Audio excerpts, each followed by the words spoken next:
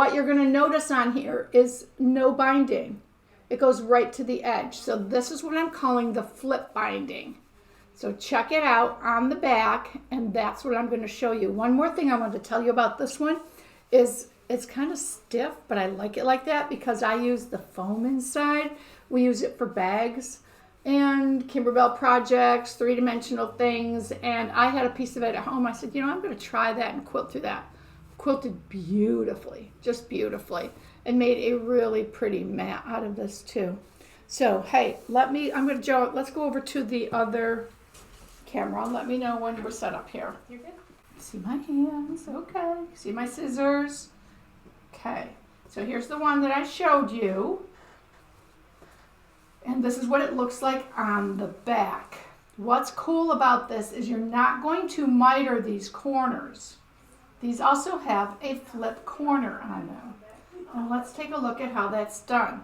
Now, I was home this morning thinking, oh, I really want to show everybody this. And I found that I had this block that I had quilted a long time ago. I thought, perfect, I'm going to use this for my demo. I just put a piece of fabric on the back so that I could use it for my demo. So the first thing you're going to need is your corners. And your corners you're going to need are 4 squares that you press in half. Now these that I'm using on this one, I decided to use 2.5. On my original project, I used a 2-inch. And I thought, you know what, I kind of want that to be a little bigger this time. So I've got my corners, and all you're going to do, now you could pin these in the corner like this. You could clip them, put a clip in there.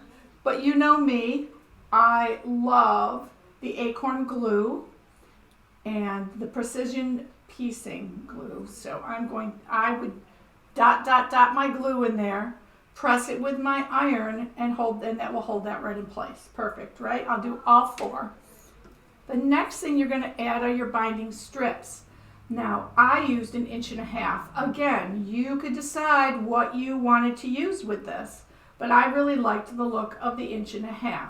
So the binding strips are going to go right on top, and again, I would glue these in place. So let's take a look if we did that all the way around, what it's going to look like. It will look like this all the way around. And now all you need to do is take your sewing machine and sew it all the way around. And because I just had one block to show you, I already sewed part of it. I sewed from here around so that we could take a look at what's going on. So here's our corner, and here's our binding strips. Remember, 1.5 inches folded in half. All of our raw edges are going toward the outside for the flip binding. Now normally when I do a binding for a quilt and I turn it, I don't trim off the corners. But because this is all going to get flipped, I am going to cut that right off. And I might even trim it down a little bit more because all of that is going to be inside and it's going to be really bulky in my corner. So I'm just going to take that bulk off there. I also thought as I was doing the one with the foam that I could have trimmed my seam allowance down a little more, but actually it ended up working just fine. So let's see what this does when we turn it. And what you're going to do is turn it all the way. And if I had a point turner, I'd probably work a little bit more on that corner, but that doesn't look too bad at all. In fact, it looks really, really nice. Check this out. How this is going to look on the top. And without even fussing with the corners too much, it looks pretty good. So I've got my little Aliso iron here. Now something like this, what we found is really hard to turn because it's really bulky. So we use, again, another Acorn product. This is the Easy Press pen. It's kind of like a highlighter. You may have seen me demonstrate this before, but it puts the Easy Press solution, instead of spraying it all over, it puts it right where I want it. In this case, right in the seam. And it's going to give me a nice press. I hope it's going to give me a nice press. We'll see right now what it's going to do. And I'm just going to take that and press it right over.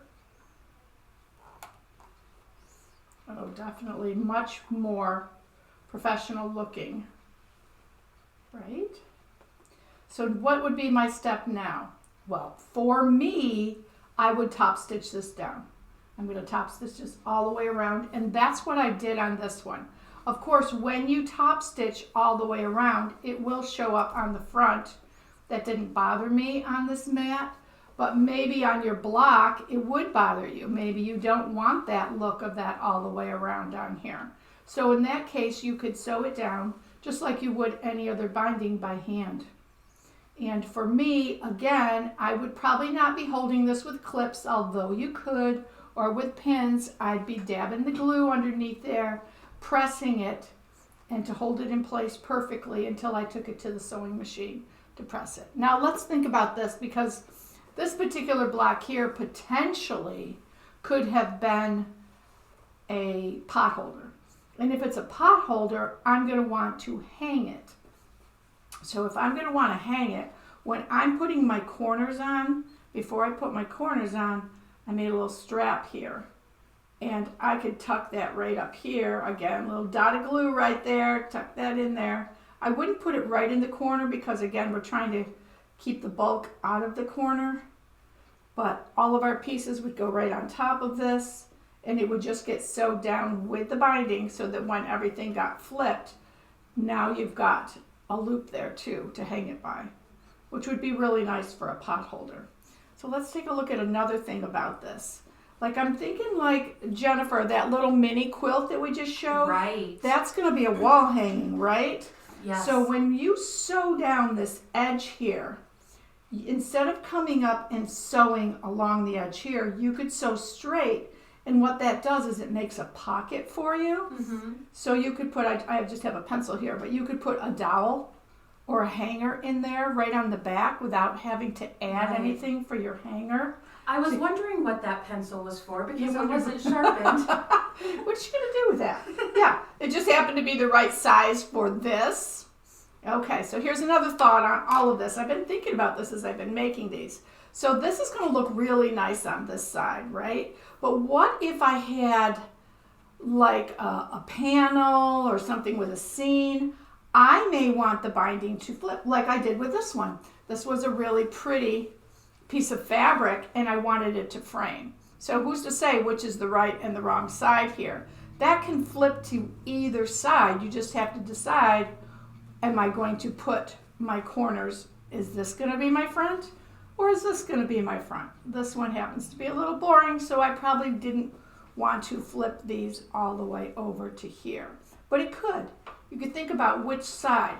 It makes one side really neat with no binding on it at all, and one side, the other side, will be framed with corners across it. No mitering with this. How cool is that? When you cut your binding pieces, you're going to want them to be shorter than your sides. Okay? So again, I used 1.5 inches for my binding and folded it in half. You don't want to use a 2. No, I shouldn't say what you don't want to use. Maybe you want a really wide frame. But you probably don't want to use a regular 2 1/4 or 2 1/2.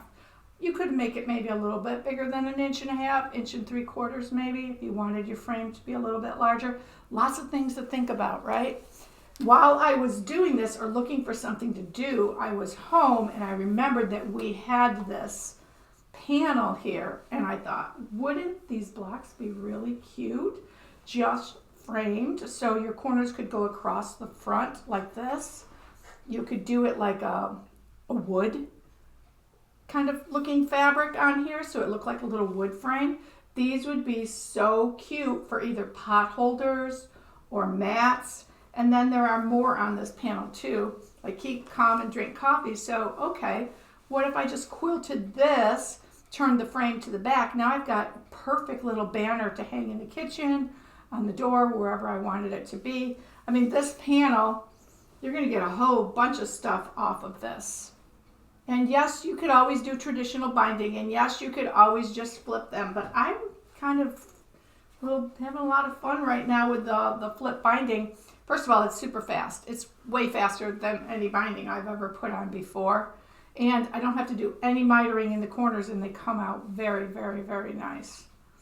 So that is my flip binding and the tools that I used to do that. I hope you enjoyed that little demo, and I would love to hear if you have ever done something like this before. Have you seen something like this before? Or whatever. Yes or no, maybe? Would you try it? Let me go with that question. Would you try a flip binding?